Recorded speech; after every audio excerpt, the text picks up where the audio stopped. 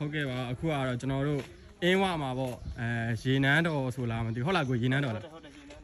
ဒီအင်းဝအကိုကြီးတွေလည်းတစ်ခါမှမကြုံဘူးသေးတဲ့ရေနန်းတော်ကြီးပါအဲကြောင့်ပေါ်လာဟုတ်လား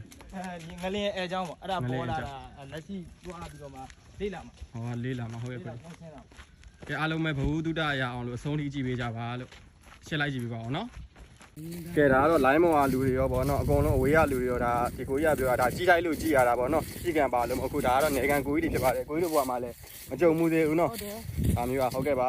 ခုသွားကြည့်နေပါပြီလို့ရှေ့ဆိုရင်ရောက်တော့မှာပါနော်ဒါလေးစောင့်ကြည့်ပေးကြပါအောင်ဗျဟုတ်ကဲ့ပါအခုကတော့ရောက်ပါပြီလို့အခုပါကိုရေနန်းတော်ကြီးဖြစ်ပါတယ် ဒီမှာပေါ်ရမယ့်ဟာရွှေချောင်းထဲမှာပါတယ် ဟောရှေးရောက်နေမှာပါတယ်ဩ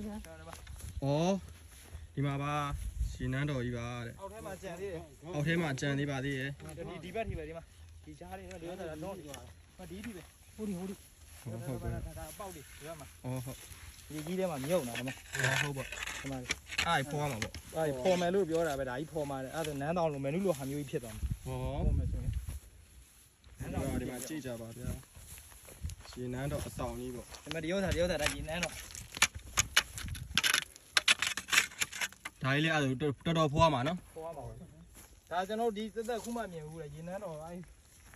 ကြားတာကြားဘူးတခါမှမြင်ဘူးဘယ်နားမှမြင်မသိဘူးဒါခုပေါ်လာတာပဲအောက်ထဲမှာကြံသေးတယ်ဒီမှာဒါဟွာတွေတိုင်နေမထားတိုင် ဟုတ်တယ်တိုင်း တိုင်ပနတ် အော်ဒီဘက်ပဲလိန်နေပါဘာနော်ကိုကြီးနော် အရှိကြီးပဲရတယ်မဟုတ်ဘူးဟိုးဘက်ထိပဲ ဩဟုတ်ပါဒီ ဟုတ်တယ်ဟိုးဘက်ထိပဲ ဟိုကနေရှေ့ ရနေပြီ ဒေါ်လေးသွားကြည့် ဒီတောင်းလျှောက်ဒီမှာ ပြောပြဒေါ်လေးကြည့် ဒီမှာနေဟိုမှာဟိုရှည်တဲ့လိုက်ဟိုးရှည်တဲ့ ဩဟုတ်တယ် တော်တော်လေးမဟုတ်ဘူးဟိုးထိတ်ထိပဲ ကိုရှေ့လိုက်ပါလားရှေ့သားထီ